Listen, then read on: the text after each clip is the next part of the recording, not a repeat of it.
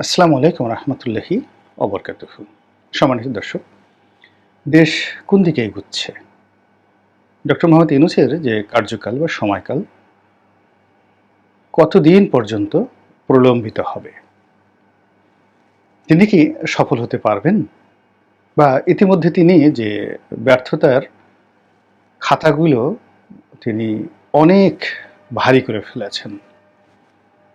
এই ব্যর্থতার জায়গাগুলো কাটিয়ে উঠে তিনি কি আবার সফলতার হাসি দিতে পারবেন? তার প্রতি মানুষের যে বিশ্বাস এবং যে আস্থা ছিল, সে বিশ্বাস এবং আস্থার যে জায়গাটি, এটি আবার কি ফিরে আসবে? এ সকল প্রশ্ন কিন্তু করা হচ্ছে। দ্বিতীয়ত যে প্রশ্নটি করা হয় যে আল্টিমেটলি কি হবে?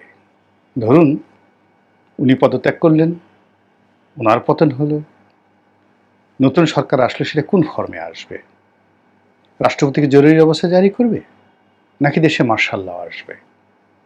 নাকি যাকে বলা হয় একটা নির্বাচন খুব দ্রুত উনি দিয়ে দেবেন এবং দ্রুত না পারার কারণে দিয়ে দেবেন, এটা ৩ মাস ৬ মাসের মধ্যে হতে পারে। তারপর ক্ষমতায় বিএনপি চলে আসবে, বিএনপির হাতে ক্ষমতা অর্পণ করে তিনি চলে যাবেন, আর বিএনপি ক্ষমতায় এসেই পুরো দেশে একটা জাদুর কাঠির ছোঁয়া লাগিয়ে পুরো দেশকাল এবং রাষ্ট্রকে একেবারে সেই স্বপ্নের বাংলাদেশে পরিণত করবেন। এসব নিয়ে আলোচনা হচ্ছে। নেতিবাচক আলোচনার মধ্যে এই ভারত কি বাংলাদেশের ব্যাপারে ইন্টারফেয়ার করবে? শেখ হাসিনাকে কি আবার তারা বিভিন্ন ছলে বলে কৌশলে বাংলাদেশে ফেরত পাঠাবে? শেখ হাসিনা কি দিল্লি আগরতলাতে বসে কোনো ষড়যন্ত্র করছেন বা করবেন কিনা? বাংলাদেশের অভ্যন্তরে আওয়ামী লীগের যারা লোকজন রয়েছে তারা কি কোনো নাশকতা করবে কিনা, অপকর্ম করবে কিনা, দেশটাকে আরও অস্থিতিশীল করে যুদ্ধের দিকে এই দেশটাকে নিয়ে যাওয়ার জন্য বা একে একেবারে তলাবিহীন ঝুড়ি বানানোর জন্য ছাত্রলীগ কী করবে, আওয়ামী লীগ কী করবে, তাদের মাস্টার প্ল্যান কি, এগুলো নিয়ে কিন্তু আলোচনা হয়, অহরহ আলোচনা হয়।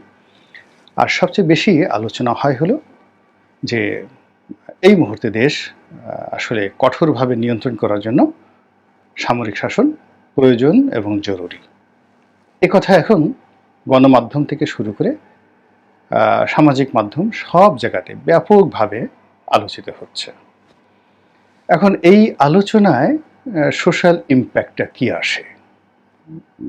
রাজনৈতিক অঙ্গনে এটার প্রভাব কি, সামাজিক অঙ্গনে প্রভাব কি, আর জনমনে জনমানসে আমাদের কি প্রভাব আসে? মূল ব্যাপারটা হলো যে আমরা এই বাংলাদেশে এখন যা কিছু হচ্ছে সবই অতীতে দেখেছি। আওয়ামী লীগের শাসন দেখেছি, জাতীয় পার্টির শাসন দেখেছি, জামাতের শাসন দেখেছি। ৭১ সনের আগে ইয়াহিয়া এবং টেক্কা খান যে শাসনটা চালিয়েছেন সেটি হলো জামাত ব্যাকড গভর্নমেন্ট। তো ওই সময়ের চিত্র দেখলেই জামাতের সম্পর্কে আপনি একটা ধারণা পেয়ে যাবেন, তাদের মন এবং মানসিকতা সম্পর্কে। তারপর আমরা সেনা শাসন দেখেছি, প্রত্যক্ষভাবে মার্শাল ল দেখেছি, পরোক্ষভাবে 1-11 দেখেছি, আর এখন বিপ্লবীদের সরকার বা সমন্বয়কদের সরকার দেখছি। তো কাজেই এই সব কিছুর ঊর্ধ্বে গিয়ে নতুন কিছু অলৌকিক যদি ঘটনা না ঘটে বাংলাদেশে, তাহলে বিএনপি যদি ক্ষমতায় আসে তাহলে তাদের যে কয়েকটি শাসন আমল ছিল তার মধ্যে সবচেয়ে চমৎকার যে শাসন সেটা জিয়াউর রহমান সাহেবের শাসন, সেটা কি এই 2024 সনে সম্ভব কিনা? সর্বোচ্চ ভালো হলে এর চেয়ে তার ভালো হবে না, যার সম্ভাবনা খুবই খুবই ক্ষীণ।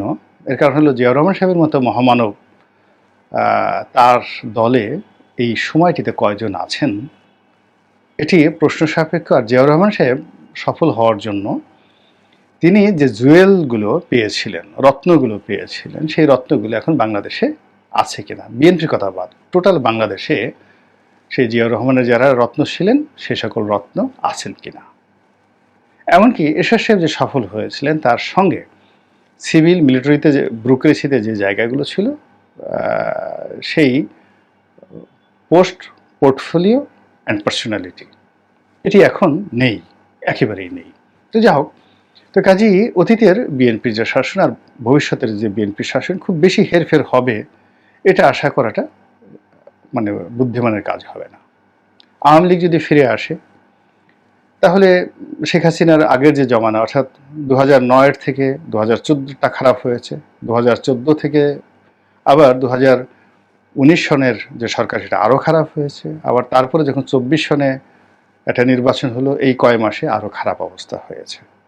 কাজেই শেখ হাসিনা যদি ফিরে আসেন, ভারত পুশ করে, তাহলে এটি সিকিম হবে না কাশ্মীর হবে না হায়দ্রাবাদ হবে, এটি একটা আলোচনা।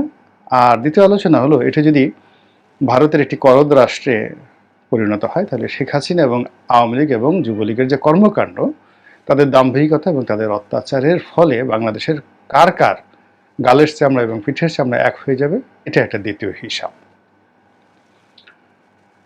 এরপর ডক্টর মোহাম্মদ ইউনূস যদি আরও 5 বছর থাকেন তাহলে কি হবে, এটা নিয়ে অনেক আলোচনা করছেন, তাকে সময় দিতে হবে ইত্যাদি ইত্যাদি।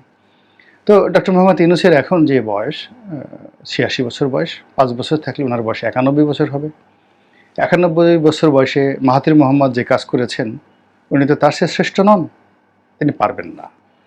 কিংবা জো বাইডেনকে রাজনীতি থেকে চলে যেতে হলো 81 বছর বয়সে, কমলা হ্যারিসকে দিয়ে দিতে হলো কেন?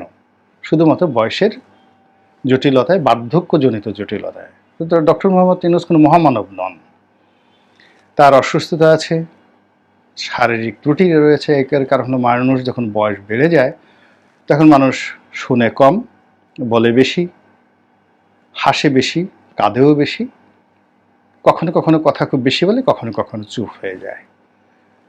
তো এরকম অনেকগুলো জটিলতা থাকে। ডক্টর মোহাম্মদ ইউনূসের কথা বাদ, আমাদের ভারতবর্ষের ইতিহাসের সবচেয়ে দুর্ধর্ষ যে মানুষটি, তার নাম হলো আলাউদ্দিন খিলজি। আপনারা অতি সম্প্রতি একটা সিনেমা দেখেছেন, পদ্মাবতী, ভারতীয় সিনেমা। তো এটা মহাকবি আলাউল রচিত যে পদ্মাবতী, এবং তারও আগে মালিক মোহাম্মদ জায়েসি রচিত পদুমাবত, এই কাব্যের একটা মিশ্রণে এই সিনেমাটা তৈরি করা হয়েছে।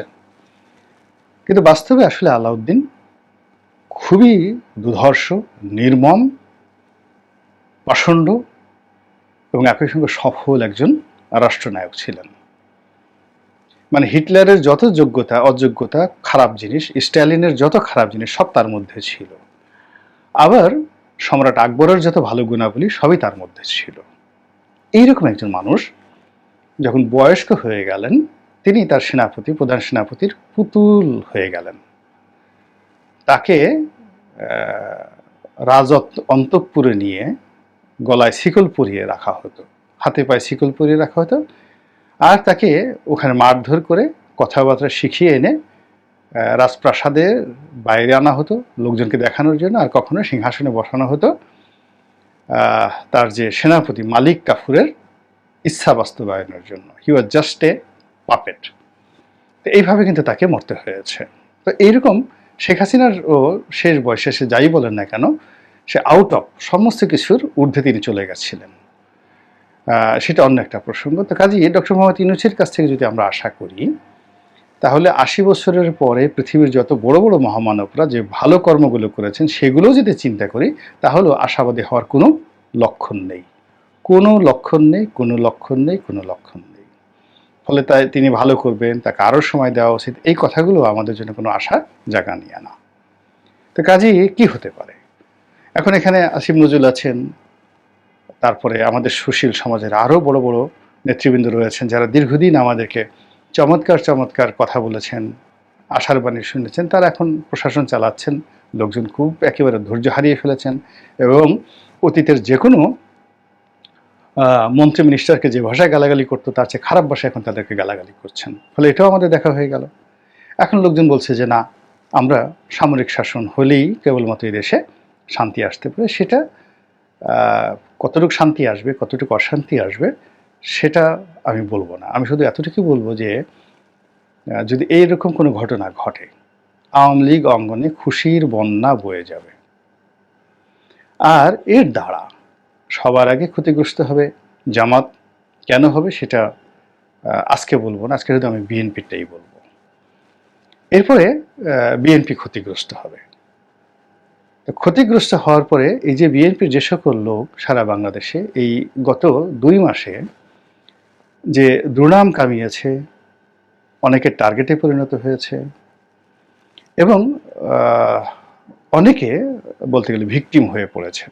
কিছু করেননি কিন্তু বদনামের শিকার হয়েছেন। যেমন এলাকার সাবেক এমপি বা এমপি প্রার্থী, তিনি হয়তো ঢাকায় থাকেন, তার যারা আত্মীয় স্বজন, তার যারা কর্মী, তারা এলাকাতে গিয়ে দেখা যাচ্ছে যে আওয়ামী লীগের ফেলে যাওয়া উচ্ছিষ্ট ওটা দখলের জন্য লড়াই শুরু করেছে। আর সেই খবর পত্রপত্রিকা এসেছে, সেই খবর তারেক রহমান সাহেবের কাছে চলে গেছে। এটা নিয়ে দলের ভিতরে বাইরে প্রশাসনে নানা রকম জটিলতা তৈরি হয়েছে।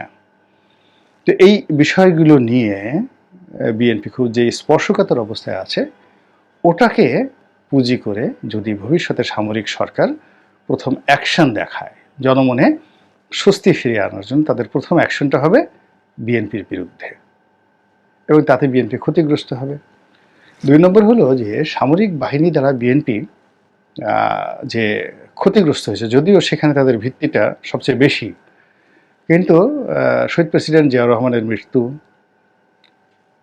তারপর পুরো এরশাদ সরকারের সময় তাদের প্রতি যে জুলুম এবং অত্যাচার, 1/11-এর সময় তাদের প্রতি যে জুলুম এবং অত্যাচার, এসব মিলিয়ে সেনাবাহিনীর সম্পর্কে বিএনপির একটা বিশেষ শ্রেণীর মনে নিদারুণ আতঙ্ক, ভীষণ রকম আতঙ্ক। এবং সেই আতঙ্কের কারণে কি হচ্ছে, বিএনপি সব কিছু চায়, এমনকি ডক্টর মোহাম্মদ ইউনূস থাকুক, সারাদিন চুপ থাকুক, কিন্তু সামরিক শাসন না আসুক, এটা কখনো বিএনপি চাইবে না বা চাইতে পারে না। তো এইরকম একটা রসায়নের মধ্যেই সামরিক শাসন নিয়ে যারা পতিত শাসক, যাদের পতন হয়েছে তারা, তাদের যারা দোষর রয়েছেন তারা, এবং এই যে লুকিয়ে থাকা দেশে এবং দেশের বাইরে তাদের যে সকল ওয়ার্কার রয়েছেন, কর্মী রয়েছেন, ইন্টেলেকচুয়াল রয়েছেন, সবাই প্রকাশ্যে অপ্রকাশ্যে এমন সব সমালোচনা করছেন যেখানে আসলে ডক্টর মোহাম্মদ ইউনূসের ব্যর্থতা, আর সেই ব্যর্থতার পরবর্তীতে ডিপলিটাইজেশন, মানে বিরাজনীতিকরণটা অনিবার্য হয়ে পড়েছে। আর যখনই বিরাজনীতিকরণটা অনিবার্য হয়ে যায়, তখন সেখানে অরাজনৈতিক শক্তিটা আসে, দেশি অথবা বিদেশি। সেটা হামিদ কারজাইয়ের মতো করে একটা পুতুল সরকার আসতে পারে, আইয়ুব খানের মতো মার্শাল ল আসতে পারে, এরশাদের মতো লোক আসতে পারে, অথবা মঈনুদ্দিন ফখরুদ্দিনের মতো একটা ঘটনা ঘটতে পারে, যেখানে রাজনীতি থাকে না। তো এখন চলমান বাংলাদেশে প্রথমত যে রাজনীতির যে ধারাপাত, এটি নষ্ট হচ্ছে, আমরা নষ্ট করছি অনেকেই। এখানে সব কিছু করা যাবে, কিন্তু রাজনীতি করা যাবে না। 2 নম্বর হলো কারণে অকারণে প্রকাশ্যে রাজনীতির যাদের ইমেজওয়ালা লিডারশিপ রয়েছে তাদেরকে মন্দ ভাষায় গালাগাল করা, তাদের বিরুদ্ধে কুৎসা রটানো, এদের লেখাপড়া নেই, এরা এই বিকাশে টাকা নেয়, এরা চাঁদাবাজি করে, এরা ওটা করে, এটা ওটা করে, এই বিভিন্ন রকম নেতিবাচক কথা বলে তাদেরকে জনসম্মুখে হেয় করা হচ্ছে। এবং প্রশাসনের পক্ষ থেকে সামরিক হোক বেসামরিক হোক কোনো রাজনীতিবিদদেরকে এইভাবে সম্মান করা হচ্ছে না। এটা বিরাজনীতিকরণের একটা মারাত্মক লক্ষণ, যেটি এই মুহূর্তে প্রকট হয়ে দেখা দিয়েছে। এরপর যেটি হচ্ছে সেটি হলো, আওয়ামী লীগের হাতে যেহেতু প্রচুর টাকা রয়েছে, তারা ইতিমধ্যে দেশে এবং দেশের বাইরে লবিস্ট নিয়োগ করেছে, এবং যারা সামাজিকভাবে ইনফ্লুয়েন্স তৈরি করতে পারে। আমরা যেমন বাংলাদেশে আছি, যারা কয়েকজন ইউটিউব করি, আমাদেরকে যে কোনো কথার জন্যই সরকার, রাষ্ট্র, দেশের জনগণের কাছে দায়বদ্ধ হতে হচ্ছে, সামাজিকভাবে আমাদেরকে সব কিছুর জন্য জবাবদিহি করতে হচ্ছে। কিন্তু দেশের বাইরে যারা থাকেন অনেকে, তাদের আসলে কোনো দায়বদ্ধতা ওইভাবে আমাদের মতো করে নেই, ভয়ও নেই। ফলে তারা ইন্টেলেকচুয়াল লেভেলে অনেকে দেখা যাচ্ছে যে এমনভাবে গেম তৈরি করছেন, রিমিক্স তৈরি করছেন, যে কোনটা আসল কোনটা নকল, কোনটা সত্য কোনটা মিথ্যা, এটা কিন্তু বোঝা যাচ্ছে না। তো এর ফলে কি হচ্ছে, সরকারের সঙ্গে প্রশাসনের সঙ্গে এক প্রশাসনের এক বিভাগের সঙ্গে আরেকটি বিভাগের, ছাত্রদের সঙ্গে অন্য ছাত্রদের, এক সংগঠনের সঙ্গে আর এক সংগঠনের, মানে টোটাল যে একটা connectivity, political connectivity, social connectivity, religious connectivity, এই প্রতিটি জিনিসই একটা আরেকটার সঙ্গে কন্ট্রাডিক্ট করছে এবং কনফ্লিক্ট করছে এবং ধীরে ধীরে ধীরে ধীরে আমরা ব্যর্থতার দিকে এগোচ্ছি। তো এই বিষয়গুলো কে কার পক্ষ হয়ে কিভাবে খেলছে, এটা আপনি এই আমার এই যে ভিডিওর এখানে যারা কমেন্টসে যাবেন সেখানে দেখবেন যে কেউ হয়তো গালি দিচ্ছে যে এই বিএনপির লোক, কেউ বলছে জামাতের লোক, কেউ বলছে আওয়ামী লীগের লোক। এই যে একটা মানুষকে একই সঙ্গে প্রেডিক্ট করছেন বিভিন্নভাবে, ঠিক সেম জিনিসটা আমাকে দিয়ে উদাহরণ দিলাম। আপনি এক্ষেত্রে বাইরে থেকে যারা ইউটিউবিং করছেন তাদের সবাইকে নিয়ে এরকম কথাবার্তা কিন্তু হচ্ছে এবং তাদের সবারই প্রচুর ফ্যান এবং ফলোয়ার রয়েছে এবং এরা এই ইনফ্লুয়েন্স হয়ে সামাজিকভাবে যে ভিন্নমত পোষণ করছেন, তারপরে মতবিরোধ তৈরি করছেন, মতদ্বৈততার সৃষ্টি হচ্ছেন, এর পেছনে রাজনীতির অনেক কূটচাল রয়েছে, বিভিন্ন রাজনীতির অনেকগুলো কূটচাল রয়েছে।